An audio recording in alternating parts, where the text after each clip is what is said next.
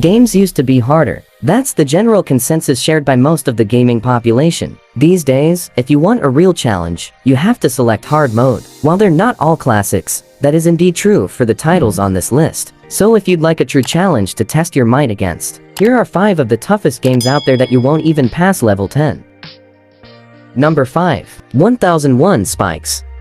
1001 Spikes belongs to a genre of games called masocore, a portmanteau of masochism and hardcore, in which trial and error gameplay, complex game mechanics, and intense difficulty take center stage. Masocore games are designed intentionally to frustrate players. As such, dying is a part of the journey in 1001 Spikes. Although you are given 1001 lives to complete the 100+ levels, you will die again and again as you fall victim to a multitude of surprise traps. If you want any hope of surviving, you will need to react on the fly, and your reflexes will need to be lightning quick.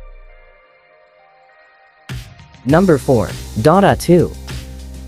Dota may second seem like a strange pick for a hardest games list, but there are so many moving pieces in Dota 2 that you are constantly learning while playing the game. It has an incredibly high skill ceiling, which is primarily what deters new players from delving into the game.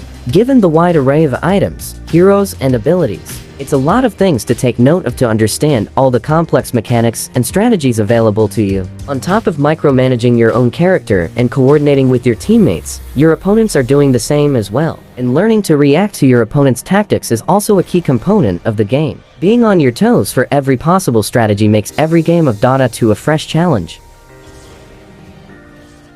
Number 3. Zelda 2. The Adventure of Link.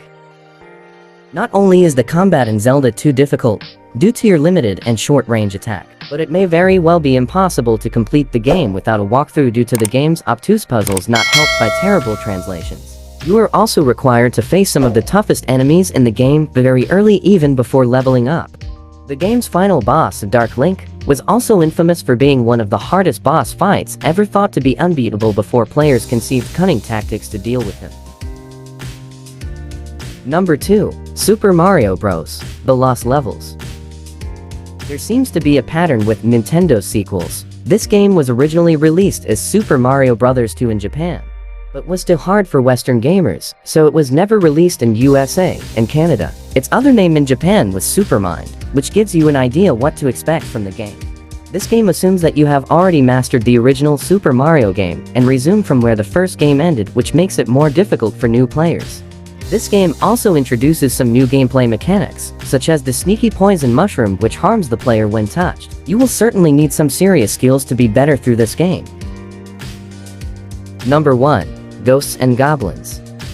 Ghosts and Goblins seems like a video game designed by the devil himself. Throughout the game, enemies swipe at you from impossible angles. It takes only 2 hits to send you back to the start. Furthermore, each life can only last a certain length of time, generally around 3 minutes. The clock being reset at the start of a level. If the clock does run out, the player instantly loses that life. To make things worse, you need a very specific weapon to defeat the final boss, and you will be prompted to restart levels if you have not obtained that weapon.